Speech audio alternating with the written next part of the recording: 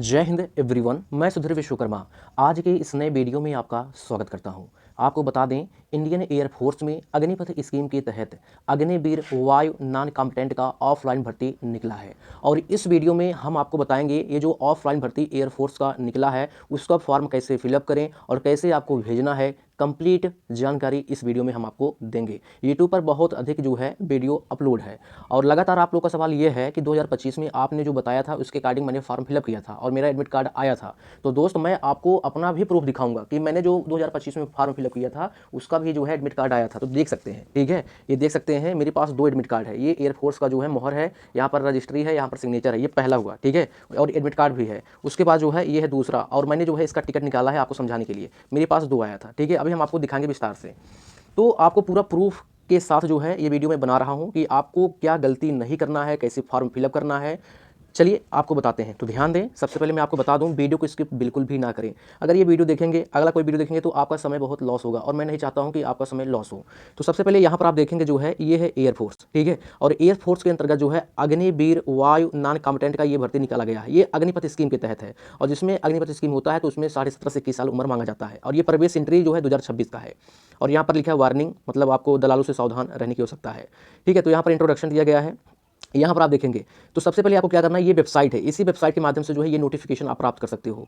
ध्यान दें, इसी वेबसाइट पे जाकर आप जो है नोटिफिकेशन प्राप्त कर सकते हो और आपको क्या करना है, आवेदन प्राप्त करने की अंतिम तिथि 23 फरवरी है। ध्यान दें, 6 फरवरी को जो है इसका नोटिफिकेशन आया था, 6 फरवरी को इसका नोटिफिकेशन आया था और फॉर्म भेजने का जो अंतिम तिथि है वो है जो है 23 फरवरी। यानी 23 फरवरी के पहले जो है आपको अपना एप्लीकेशन जो है एयरफोर्स के लोकेशन पे आपको भेज देना है।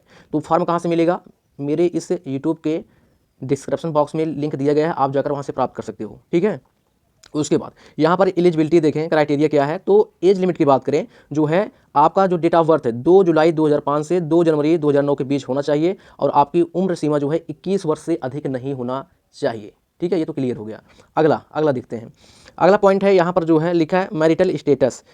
ये जो है केवल अनमैरिड कैंडिडेट्स के लिए है, ठीक है, नॉट टू मैरिड। जिनका विवाह हुआ है वो इस भर्ती में एलिजिबल नहीं है मेरे भाई, ठीक है। अब बात करते हैं क्वालिफिकेशन। तो क्वालिफिकेशन की बात करें, सिंपल 10वीं पास, सिंपल ये 10वीं बेस पर ये भर्ती निकला है। और उसके बाद जो है यहाँ पर देखते हैं हाइट 152 सेंटीमीटर, चेस्ट जो है 77 सेंटीमीटर, फुलाने पर 5 सेंटीमीटर और फुलना चाहिए। वजन जो है हाइट के हिसाब से मांगा जाता है। उसके बाद जो है मेडिकल के बारे में दिया गया है, ठीक है, इसको आपको देख लेना है। उसके बाद जो है अगला पॉइंट है, यहाँ पर जो है ये देख सकते हैं, ये जेंडर, ठीक है, ये जो है केवल मेल कैडेट्स के लिए है। और उसके बाद जो है आगे देखते हैं, ये इंपॉर्टेंट है, ठीक है। शरीर पर टैटू, अगर आपने टैटू छपवाया है, अगर आपने टैटू के शौकीन हैं आप जो है, तो आपको टैटू सर्टिफिकेट आपको बनवा लेना है, ठीक है, बहुत ज़रूरी है ये, नहीं तो आपको निकाल दिया जाएगा सीधा बाहर। अब देखते हैं जॉब प्रोफाइल के बारे में। तो सबसे पहले आपको बता दें, इंडियन एयरफोर्स में जो भर्ती निकला है वो 2 स्ट्रीम पर भर्ती निकला है। पहला स्ट्रीम है हॉस्पिटैलिटी, ठीक है। अब इसका मतलब क्या है, हॉस्पिटैलिटी से रिलेटेड ये है कि कुक मेस से रिलेटेड है, ठीक है, कुक से रिलेटेड है। इसमें क्या है, ऑफिसर के लिए खाना बनाना, खाना पकाना, रसोई प्रबंधन, रसोई को व्यवस्थित करना, व्यंजन की प्रस्तुति यानी खाना परोसना, रसोई को साफ करना, व्यवस्थित करना, रख रखाव, भोजन, ये सभी काम जो है हॉस्पिटैलिटी का है, ठीक है। अगर आपके पास एक्सपीरियंस सर्टिफिकेट है तो आपका सिलेक्शन 100% निश्चित है। उसके बाद यहाँ पर है अगला स्ट्रीम है हाउस कीपिंग। तो रिलेटेड है क्लीनिंग से, यानी सफाई से संबंधित है। जैसे ये है सड़क, ठीक है, सड़क हुआ, फर्श हुआ, कमरा हुआ, बाथरूम हुआ, कमोड हुआ, मूत्रालय हुआ, सफाई, झाड़ू बनाना, ये सभी घास खर पतवार काटना, जमीन समतल करना, यानी क्लीनिंग से संबंधित काम रहेगा हाउस कीपिंग स्ट्रीम का। तो यहाँ से आपने देखा, ओके। अब यहाँ से देखते हैं आपका जो सवाल है, सवाल आपका ये है हाउ टू अप्लाई कैसे करें। सबसे पहले यहाँ से देखेंगे मेरे पास फॉर्म है, ये 4 पेज का फॉर्म आपको जो है लेना होगा, ठीक है। तो इस वेबसाइट पे जाना है आपको, जो है फॉर्म सबसे पहले आपको डाउनलोड कर लेना है और डाउनलोड करने के पश्चात जो है प्रिंट आउट आपको निकलवा लेना है, ठीक है। निकलवाने के बाद जो है आपको फॉर्म फिलअप करना है और करने के बाद जो है आपको यहाँ पर लिखा है सामान्य डाक, ठीक है, सामान्य डाक या ड्रॉप बॉक्स कर सकते हैं, ठीक है। आपको ना तो स्पीड पोस्ट करना है ना तो ऑर्डिनरी करना है, आपको सीधा जो है सामान्य डाक द्वारा ड्रॉप बॉक्स कर सकते हैं। ध्यान दें, सामान्य डाक करेंगे तो इसमें ट्रैकिंग नंबर नहीं होता है, जबकि स्पीड ऑर्डिनरी होता है तो उसमें ट्रैकिंग नंबर होता है। उसके माध्यम से आप पता कर सकते हैं कि आपका जो एप्लीकेशन कहाँ तक पहुँचा, लेकिन इसमें नो ट्रैकिंग नंबर, इसमें कोई भी ट्रैकिंग नंबर नहीं होता है। आपको सिंपल जो टिकट लगाकर आपको भेज देना चाहिए, ठीक है, भेजना होता है। और ड्रॉप बॉक्स की बात करें तो सीधा आप एयरफोर्स के लोकेशन पर जाकर जो है अपना एप्लीकेशन जो है जमा कर सकते हैं, ठीक है। अब देखिए, अब यहाँ से जो आपका सवाल ये है, ये सामान्य डाक और जो है ड्रॉप बॉक्स के बारे में यहाँ से हम देखते हैं। अब भेजना कहाँ है, अब आपका सवाल ये है कि सर मुझे तो पता हो गया, ठीक है, भेजना कहाँ है। तो यहाँ से आप देखेंगे टोटल जो है 134 लोकेशन एयरफोर्स का है राज्य के हिसाब से। तो यहाँ से आप देखेंगे बेंगलुरु का है, ठीक है, ये राज्य बेंगलुरु का है। और यहाँ पर जो है डाक का पता है, और यहाँ पर ड्रॉप बॉक्स लोकेशन है, और यहाँ पर जो है वैकेंसी इन स्ट्रीम। और आपको जांच कर लेना है जिस लोकेशन पे आप भेज रहे हो वो जो है स्ट्रीम वहाँ पर है या नहीं, कहीं पर सिंगल है कहीं पर डबल है, ये आपको चेक कर लेना है। तो जैसे सबसे पहले यहाँ देखते हैं, जैसे मैं बेंगलुरु से हूँ, ठीक है, और मेरे यहाँ से जो है एयरफोर्स का जो लोकेशन है वो 350 किलोमीटर है। तो हम क्या करेंगे, हम ड्रॉप बॉक्स कर देंगे, सॉरी हम क्या करेंगे, पोस्टल एड्रेस कर देंगे। तो आपको जो है इस लोकेशन पे भेजना होगा, इस लोकेशन पर, ठीक है, इस लोकेशन पे। अगर आप खुद जाकर जमा करना चाहते हो तो आपको ये लोकेशन आपको लिखना होगा। आपको क्या करना है, अगर आप पोस्ट ऑफिस के द्वारा भेजना चाहते हैं, पोस्टल एड्रेस के द्वारा, तो आपको ये एड्रेस, अगर आप स्वयं जाकर जमा करना चाहते हो तो ये एड्रेस आपको लिखना होगा। तो यहाँ पर आप देख सकते हैं, ठीक है।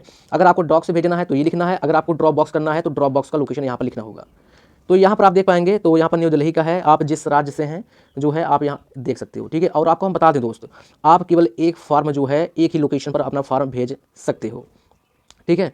तो यहाँ पर आप देख सकते हैं जोधपुर का है, मुंबई का है, तो अपने हिसाब से आपको देख लेना है आप किस राज्य से हैं। और चलिए मैं आपको बता देता हूँ कि आपको कैसे क्या करना है। तो कानपुर का है, ठीक है, ये उत्तर प्रदेश से रिलेटेड है लोकेशन। तो आपको बिल्कुल भी जो है परेशान होने की आवश्यकता नहीं है। तो आपको अपना लोकेशन जो है जांच कर लेना है। तो मैं अपना बताने वाला हूँ, जैसे मैं यूपी से हूँ और मेरे यहाँ से जो है प्रयागराज है, ठीक है, नज़दीक है, 150 किलोमीटर है। तो यहाँ पर हम क्या कर रहे हैं दोस्त, यहाँ पर आप देख पाओगे, ये जो आप देख पाओगे, ठीक है।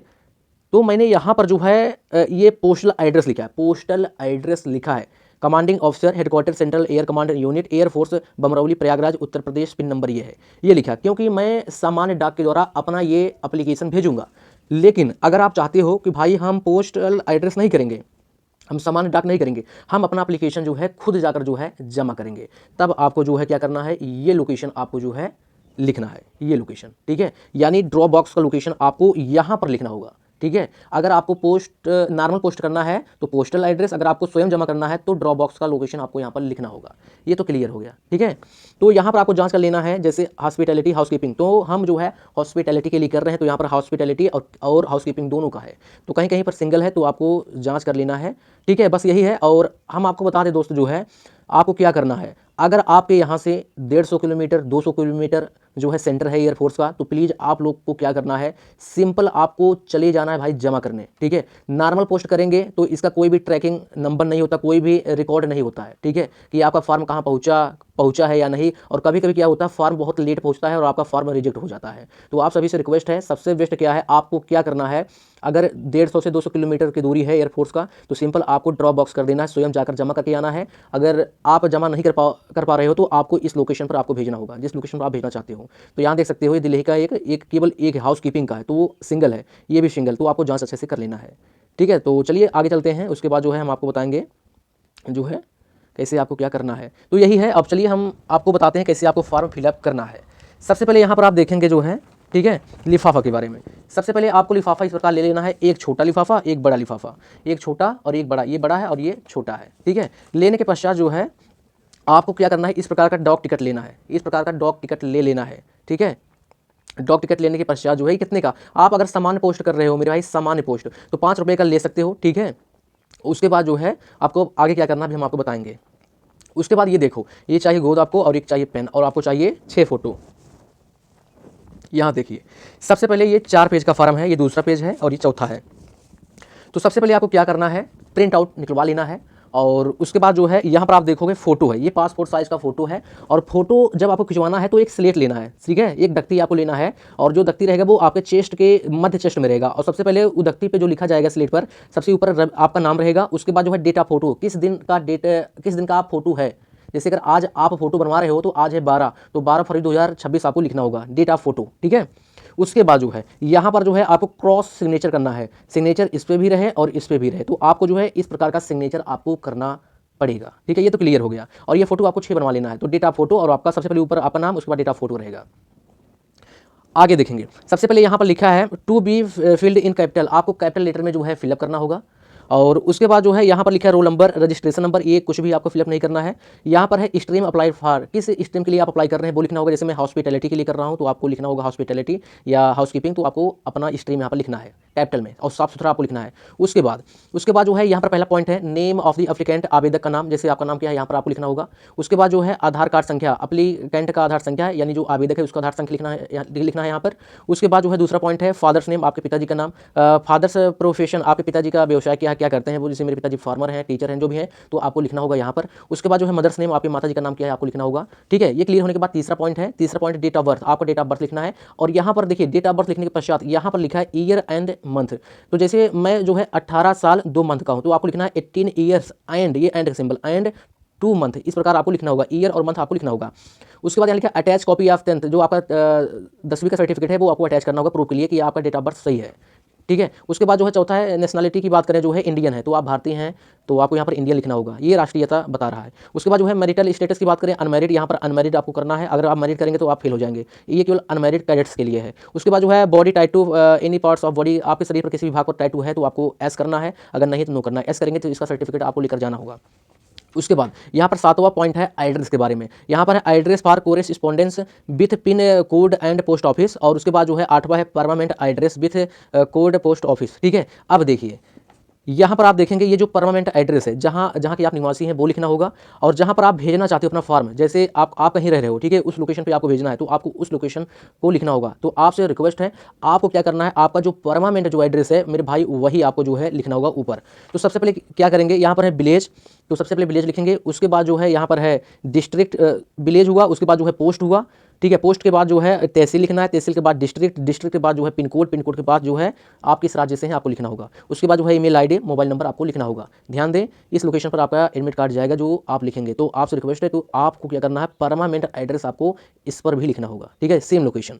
अब देखिए जो आपका स्थायी पता है, जैसे विलेज आपको लिखना होगा, उसके बाद पोस्ट लिखना होगा, पोस्ट ऑफिस कहाँ है आपका, उसके बाद जो है तहसील, उसके बाद जो है डिस्ट्रिक्ट, उसके बाद जो है पिन कोड, उसके बाद जो है राज्य, किस राज्य से हैं आप।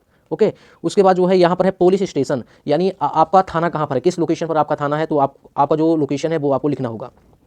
ये कंप्लीट होने के पश्चात जो है यहाँ पर 9 पॉइंट है एजुकेशन सर्टिफिकेट, जैसे ये जो भर्ती निकला है सिंपल 10वीं पास पर ये भर्ती निकला है, तो यहाँ पर है बोर्ड यूनिवर्सिटी सर्टिफिकेट नंबर, जैसे मैं यूपी से हूँ, मेरा 10वीं जो बोर्ड है वो यूपी बोर्ड है, तो मैंने लिखा यूपी बोर्ड, उसके बाद जो है सर्टिफिकेट नंबर 10वीं का, उसके बाद जो है मैंने 12th जो यूपी बोर्ड से किया है तो बोर्ड का नाम रहेगा यूपी बोर्ड, और यहाँ पर उसका सर्टिफिकेट। अगर आपके पास केवल सिंपल 10वीं है तो आपको 10वीं लिखना है, अगर आपके पास इंटर तो इंटर भी लगा देना है। ठीक है, ये आपके पास हो, तो जैसे ये बोर्ड है, जैसे Rajasthan board, MP board, Bihar board, तो आपको जो अपना बोर्ड का नाम यहाँ पर लिखना होगा।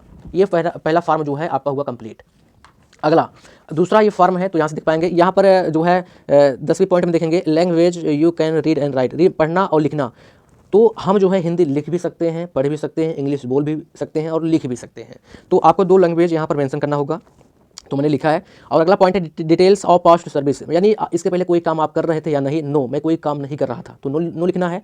और यहाँ पर लिखा है प्रेजेंट ऑक्यूपेशन, मतलब वर्तमान में आपका व्यवसाय क्या है, इफ एनी, अगर है तो, मेरे पास कोई व्यवसाय नहीं है तो मैंने यहाँ लिखा नो। ठीक है, उसके बाद जो है यदि आपके पिताजी जो है एयरफोर्स से जो है रिटायर्ड हैं, सर्विंग एयरफोर्स पर्सन है, एयरमैन है या सिविलियन है एयरफोर्स के, इफ़ सो, ठीक है, तो आपको क्या करना है, उसका सर्टिफिकेट जो है इंक्लोज आपको करना होगा। ठीक है, डिस्चार्ज सर्टिफिकेट हुआ या पेंशन ऑर्डर्स हुआ, ये सब आपको जो है अगर आपके पास है तो मेरे भाई आपको लगा देना है, सर्टिफिकेट अटैच कर देना है।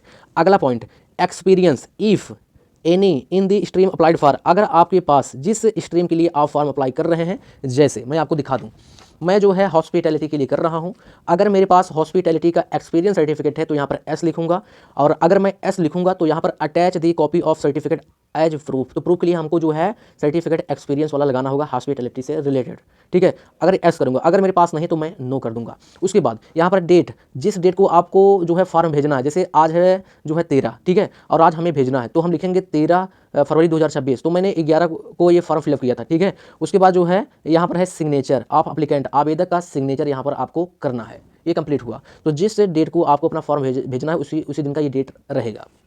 उसके बाद यहाँ पर जो है सर्टिफिकेट बाय एप्लीकेंट यहाँ पर लिखा गया है, उसके बारे में आपको पढ़ लेना है। ठीक है, उसके बाद जो है यहाँ पर जो है डेट रहेगा, जिस डेट को आपको भेजना है, उसके बाद जो है सिग्नेचर आपका रहेगा, आपका सिग्नेचर। उसके बाद देखिए यहाँ पर क्या है, डिटेल्स ऑफ सर्टिफिकेट्स अटैच्ड। ठीक है, आपको कौन कौन सा सर्टिफिकेट अटैच करना है, ये आपका बहुत अधिक सवाल होता है दोस्त। देखिए, आपको फर्जी में कोई भी डॉक्यूमेंट नहीं लगाना है। सबसे पहले आपको जो है 10वीं का मार्कशीट लगाना है, अंक तालिका का फोटोकॉपी।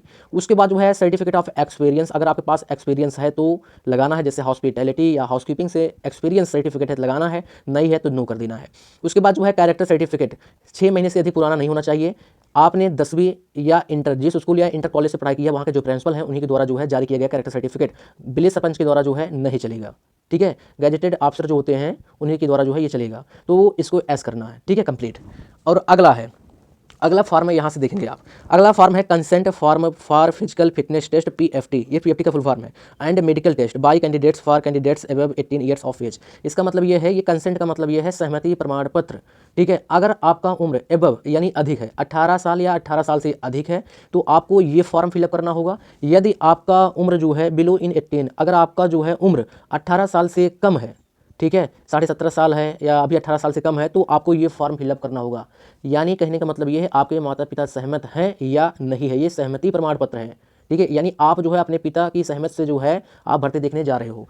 अगर आगे कुछ भी हुआ, जैसे यहाँ पर लिखा है कुछ भी हो गया आपके साथ, तो एयरफोर्स का कोई भी रोल इसमें नहीं रहेगा। ठीक है, वो जिम्मेदार नहीं होगा, इसमें साफ साफ लिखा गया है। तो सबसे पहले यहाँ पर आपको क्या भरना है, जैसे मेरा उम्र जो है 18 साल से अधिक है, तो यहाँ पर लिखा है कैंडिडेट्स नेम, तो यहाँ पर मैंने अपना नाम लिखा। उसके बाद जो है फादर्स नेम, ठीक है, name of father's mother's legal guardian, तो मैंने अपने पिताजी का नाम लिखा। आप चाहो अपने माता जी का लिख सकते हो या भाई का भी लिख सकते हो, कोई दिक्कत की बात नहीं है। उसके बाद डेट ऑफ बर्थ, यहाँ पर है डेट ऑफ बर्थ आपको अपना लिखना होगा। ओके, उसके बाद जो है यहाँ पर डेट रहेगा जिस डेट को आपको भेजना है। उसके बाद जो है सिग्नेचर आप कैंडिडेट, आपका सिग्नेचर, आपका नाम रहेगा। उसके बाद आपका मोबाइल नंबर। Okay, complete. अब देखिए, अगर आपका उम्र जो है 18 साल से कम है तो कैसे फिलअप करना होगा। Name of father mother legal guardian, देखिए आपको क्या करना है, यहाँ पर अपने माता या भाई बहन का नाम आपको लिखना है। जैसे मेरे पिताजी हैं तो मैं जो है अपने पिताजी का नाम यहाँ लिखूंगा। ठीक है, यहाँ पर पिताजी का नाम रहेगा। उसके बाद जो है नेम ऑफ कैंडिडेट्स, यानी जो आवेदक है, जैसे आप, ठीक है, आपका नाम यहाँ पर रहेगा। उसके बाद जो है डेट ऑफ बर्थ, यानी कैंडिडेट्स का डेट ऑफ बर्थ यहाँ पर लिखना होगा। ठीक है, यहाँ पर। Okay, complete. उसके बाद जो है साइन ऑफ कैंडिडेट, जो आवेदक है जो फॉर्म भेज रहा है, ठीक है, उसका यहाँ पर नाम रहेगा, उस सिग्नेचर रहेगा। उसके बाद जो है यहाँ पर नाम, नेम ऑफ कैंडिडेट्स, यहाँ पर आप उनको नाम लिखना होगा। उसके बाद जो है कैंडिडेट्स का मोबाइल नंबर, उसके बाद डेट रहेगा जिस डेट को वो भेजना चाहता है फॉर्म। ओके, उसके बाद जो है यहाँ पर देखेंगे, यहाँ पर signature of parents legal guardian, आपने यहाँ पर जो अपने पिताजी का नाम लिखा है, ठीक है, आपके पिताजी का यहाँ सिग्नेचर रहेगा। उसके बाद जो है आपके पिताजी का नाम यहाँ पर रहेगा। उसके बाद जो है रिलेशन क्या है, जैसे आपके पिताजी हैं तो आप सन हो, ठीक है, तो यहाँ पर आपको लिखना है सन। ठीक है, रिलेशन क्या है, सन का है, पुत्र का है। उसके बाद जो है mobile number of parents legal guardian, आपके पिताजी का जो है मोबाइल नंबर रहेगा। उसके बाद जो है डेट रहेगा। अब आपके मन में सवाल ये है कि मैंने अपने भाई का नाम लिखा है, तो यहाँ पर लिखना होगा रिलेशन क्या बनेगा, ब्रदर का बनेगा। या आपके सिस्टर का नाम अगर यहाँ पर लिखा जाता है तो यहाँ पर रहेगा सिस्टर का। ठीक है, रिलेशन सिस्टर का रहेगा। तो यहाँ से आपने देखा, बाकी ये जो है कुछ भी नहीं करना, ये सब यूनिट के जो है ऑफिसर करेंगे काम अपना। अगला फॉर्म है, ये लास्ट है और यही एडमिट कार्ड है मेरे भाई, यही एडमिट कार्ड आएगा। सबसे पहले आपको फोटो चिपकाना है। स्लेट आप देख रहे हैं, मैंने आपको विस्तार से बताया। सिग्नेचर आपको क्रॉस करना है, सिग्नेचर इस पेपर पर भी हो और फोटो पर भी हो, इस प्रकार आपको करना होगा। ठीक है, उसके बाद जो है स्ट्रीम फॉर अप्लाइड मैं हॉस्पिटैलिटी के लिए कर रहा हूँ, तो मैंने लिखा। उसके बाद जो है नेम लिखा, उसके बाद आधार संख्या लिखा, उसके बाद जो है फादर्स नेम लिखा, उसके बाद जो है मदर्स नेम लिखा, उसके बाद जो है मैंने अपना एड्रेस लिखा। ठीक है, तो यहाँ पर देखेंगे हाउस नंबर क्या है लिखना होगा। उसके बाद जो है विलेज नेम लिखना होगा। उसके बाद जो है पुलिस स्टेशन, उसके बाद जो है पोस्ट ऑफिस लिखना होगा। उसके बाद डिस्ट्रिक्ट, उसके बाद जो है स्टेट किस राज्य से हैं, उसके बाद जो है पिन कोड। ठीक है, और ये रजिस्ट्रेशन, ये 5 से लेकर 8 तक कुछ भी आपको फिलअप नहीं करना है। और यहाँ पर यूनिट का स्टाम्प रहेगा, यहाँ पर प्रीसीडिंग ऑफिसर का जो है सिग्नेचर मोहर भी रहेगा, आपको दिखाएंगे कैसे आता है। ठीक है, तो इस प्रकार जो है आपको क्या करना है, फॉर्म जो है फिलअप करना है। तो फाइनली हुआ कंप्लीट। ठीक है, उसके बाद जो है ये तीसरा हो गया और ये हो गया दूसरा और ये हो गया। ध्यान दें, फॉर्म फिलअप करने के पश्चात आपको क्या करना है, जांच कर लेना है। ठीक है, जांच आपको कर लेना कि हमने फॉर्म जो है फिलअप सही से किया है या नहीं। ठीक है, उसके बाद जो है मैं आपको दिखाता हूँ। ठीक है, ये है मेरे भाई का, ये है मेरे भाई का जो एयरफोर्स का फॉर्म 2025 में फिलअप किया था, उसका एडमिट कार्ड आया था। यही टिकट आपको लगाना है। ठीक है, टिकट दे सकते हो, इसका कॉपी भी, फोटो भी ले सकते हो। ठीक है, तो यहाँ पर आप देखेंगे IC central registry dispatcher clerk air force station Agra, यहाँ पर जो है सेंट्रल रजिस्ट्री एयरफोर्स आगरा लिखा गया है। ठीक है, और यहाँ पर सिग्नेचर भी है, तो देख सकते हो। ये है पहला, ठीक है, एडमिट कार्ड जो मैंने फिलअप किया था। और ये है दूसरा, ये देख सकते हो यहाँ पर। ठीक है, मोहर उसमें नीचे लगा था, इस पर ऊपर लगा है। ठीक है, यहाँ पर देख सकते हो, ये स्टेशन आगरा, मैंने सेम लोकेशन डाला था अपने भाइयों का। ठीक है, और ये जो टिकट देख रहे हो, मैंने यही टिकट जो है आपको समझाने के लिए यहाँ से हटा दिया था, रिमूव कर दिया था। ठीक है, तो यहाँ से देख सकते हो मैंने प्रूफ आपको दिखा दिया। अब हम आपको दिखाते हैं दोस्त जो है कि जब आपका एडमिट कार्ड आएगा, ठीक है, वो किस प्रकार रहता है एडमिट कार्ड आपका, तो यहाँ से मैं आपको दिखाता हूँ। ठीक है, तो यहाँ से आप देख पाओगे, ये देखिए आप। ठीक है, अब मैं आपको दिखा देता हूँ एडमिट कार्ड कैसे आता है। तो यही एडमिट कार्ड है, देखिए यहाँ लिखा है प्रीसीडिंग ऑफिसर और यहाँ पर यूनिट स्टाम्प। तो यहाँ पर आप देखेंगे रजिस्ट्रेशन नंबर, और यहाँ पर भी देखेंगे जो है लिखा है रजिस्ट्रेशन नंबर, 8 पॉइंट देखेंगे। तो यहाँ लिखा है, देखिए रजिस्ट्रेशन नंबर। उसके बाद जो है date of time return PFT SST test 13 अक्टूबर 2025 सुबह 6 बजे। तो यहाँ पर आप देख पाएंगे, यहाँ पर रिपोर्टिंग टाइम भी लिखा रहेगा। ठीक है, तो यहाँ से आप देख पाओगे। तो उसके बाद जो है यहाँ पर वेन्यू ऑफ रिटर्न कहाँ पर आपका होगा, तो यहाँ पर डेट भी मेंशन रहेगा और कहाँ पर आपका टेस्ट होगा वो भी लिखा रहेगा। ठीक है, तो इस प्रकार जो है आपका जो है एडमिट कार्ड आएगा, तो आपको अच्छे से फिलअप करना होगा मेरे दोस्त। ठीक है, तो वो देख सकते हैं यूनिट का स्टाम्प भी है और यहाँ पर प्रिसाइडिंग ऑफिसर का जो है मोहर भी और सिग्नेचर भी है। तो ये इसी प्रकार जो है आपका एडमिट कार्ड आएगा। तो फाइनली मैंने प्रूफ के साथ आपको दिखाने का प्रयास किया। ठीक है, तो चलिए आगे कैसे क्या करना है, सारा प्रोसेस मेरा हुआ कंप्लीट। फॉर्म कैसे फिलअप करना है उसके बाद यहाँ से आप देखेंगे। अब क्या है, तो सबसे पहले जो है आपको क्या करना है दोस्त, ये लिफाफा लेना है। ठीक है, ये लिफाफा लेना है। तो मेरे पास ये लिफाफा है। ठीक है, ये बड़ा वाला लिफाफा, एक बड़ा एक छोटा। तो सबसे पहले लिखना क्या है आपको, तो लिखना क्या है, तो यहाँ पर देखें सबसे ऊपर लिखेंगे। कुछ लोग बता रहे हैं नीचे लिखो, कुछ लोग बता रहे हैं ऊपर लिखो। तो मेरे भाई मैं अपने हेड पोस्ट ऑफिस में गया था, वहाँ के जो सीनियर अधिकारी हैं मैंने उनसे बात करके जो है मैं वीडियो बना रहा हूँ कि सर मुझे यहाँ पर भेजना है, कैसे लिखें। उन्होंने मुझे अच्छे से बताया है। तो यहाँ पर लिखना होगा सबसे पहले application for Agniveer wide non competent. आप हॉस्पिटैलिटी के लिए करना चाहते हैं, हाउसकीपिंग, यहाँ पर आपको स्ट्रीम अपना लिखना होगा, ये आपको सेम लिखना होगा, केवल चेंज यही स्ट्रीम रहेगा। अब यहाँ लिखना होगा टू। अब आपके मन में सवाल ये है कि मेरे भाई मैं कंफ्यूज इस बात को लेकर हूँ कि हम टू इधर लिखें कि फ्रॉम इधर लिखें। तो देखिए सबसे पहले आपको क्या करना है, सबसे पहले लिफाफा आपको इस प्रकार रखना है और ये हुआ लेफ्ट, ये हुआ राइट। आपको लिफाफा को ओपन करना है, तो ओपन ये हो रहा है राइट की तरफ। ठीक है, ये राइट की तरफ ओपन हो रहा है इस तरफ। ठीक है, तो क्या होता है, जिस तरफ आपका जो है ओपन होता है उस तरफ जो है फ्रॉम होता है और जिस तरफ जो है लिफाफा बंद होता है उस तरफ टू होता है। फ्रॉम, ठीक है, तो टू का मतलब क्या होता है, टू का मतलब रिसीवर और फ्रॉम का मतलब सेंडर। तो मैं भेजने वाला हूँ ना, तो यहाँ पर टू लिखा जाएगा, टू। ठीक है, यहाँ पर आपको टू लिखना होगा। तो यहाँ पर फ्रॉम नहीं लिखना है, आपको टू लिखना है, क्योंकि मुझे इस लोकेशन पे भेजना है ना, तब आपको यही लिखना होगा। ध्यान दें, यहाँ पर जो है टू लिखना होगा, कॉमा लगाना। उसके बाद जो है commanding officer, headquarter, central air command unit. मैंने ये लोकेशन बाकायदा तरीके से लिखा है, ये है पोस्टल एड्रेस, क्योंकि मैं सामान्य डाक करने वाला हूँ। अगर आपको ड्रॉप बॉक्स करना है, सीधा आपको जमा करना है, तो ये लोकेशन आपको ड्रॉप बॉक्स का लिखना है, ना कि पोस्टल एड्रेस का। आपको ड्रॉप बॉक्स लोकेशन आपको लिखना होगा। ठीक है, ये हुआ कंप्लीट आपका। अगला देखेंगे दोस्तों, जो है ये है छोटा लिफाफा। तो इस तरफ ये ओपन हो रहा है, तो इस तरफ जो है आपको कुछ भी नहीं लिखना है, इस तरफ आपको टू। अब रिसीवर कौन हुआ, मैं सेंडर हूँ। ठीक है, मैं सेंडर हूँ तो टू लिखूंगा। किसको भेज रहा हूँ, एयरफोर्स के पास। और जब एयरफोर्स मुझे भेजेगा तो रिसीवर कौन हुआ, मैं हुआ, टू। यहाँ पर अब टू लिखा जाएगा। तो यहाँ से आप देख सकते हो, मैं आपको दिखा देता हूँ। ठीक है, तो यहाँ पर मैंने टू लिखा है, अपना यहाँ पर ब्यूरो लिखा है और यहाँ पर एयरफोर्स ने मेरे पास भेजा है। ओके, ये कंप्लीट होने के पश्चात अब आपको कैसे क्या लिखना है मैं आपको बाकायदे तरीके से बता देता हूँ। सबसे पहले यहाँ पर आप देखेंगे जो छोटा लिफाफा है, यहाँ पर लिखना होगा टू। उसके बाद नेम लिखना होगा, उसके बाद सन ऑफ आपके पिताजी का नाम रहेगा। उसके बाद जो है विलेज रहेगा, उसके बाद पोस्ट ऑफिस रहेगा, उसके बाद डिस्ट्रिक्ट रहेगा, उसके बाद स्टेट रहेगा, उसके बाद जो है पिन कोड, उसके बाद जो है मोबाइल नंबर। इस प्रकार आपको लिखना होगा। ठीक है, तो आप यहाँ से देख सकते हैं छोटे लिफाफे पर क्या आपको लिखना होगा। ये कंप्लीट होने के पश्चात जो है अब आपको क्या करना होगा। ठीक है, आगे बताते हैं। ये टिकट देख रहे हैं वो, सबसे पहले आपको चले जाना है अपने पोस्ट ऑफिस में और आपको बोलना कि सर मुझे सामान्य डाक करना है। ध्यान दें, आपसे रिक्वेस्ट मैं करता हूं कि आप जो है ड्रॉप बॉक्स करें।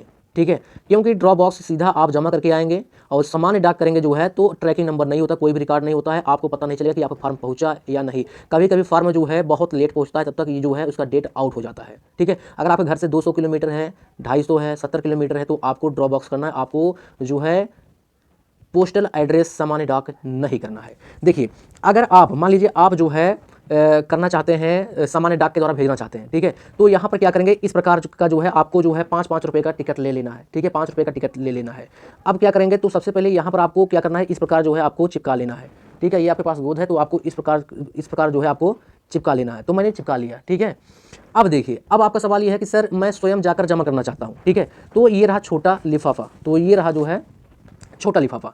तो अब क्या करना है, इस पर आपको कुछ भी नहीं करना, इस पर चिपकाना नहीं है। अब आपको जो छोटा लिफाफा है उस पर ये चिपका देना है। ठीक है, ये हुआ जो है ड्रॉप बॉक्स जो करना चाहते हैं उनके लिए।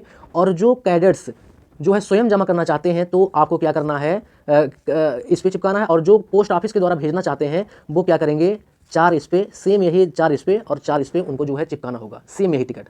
अगर वो ड्रॉप बॉक्स करना चाहते हैं तो सिंपल जो है छोटा जो लिफाफा है उस पर ये टिकट लगाना है और इस पर टिकट लगाने की आवश्यकता नहीं है। ओके, तो आपने देखा। ठीक है, अब हम आपको बताते हैं आगे कैसे क्या करना है। सबसे पहले जो है आपको क्या करना है, ये फॉर्म है। ठीक है, आपने फिलअप कर लिया, बाकायदा तरीके से आपने चेक कर लिया। अब आपको जो है फॉर्म को अटैच करने की आवश्यकता है।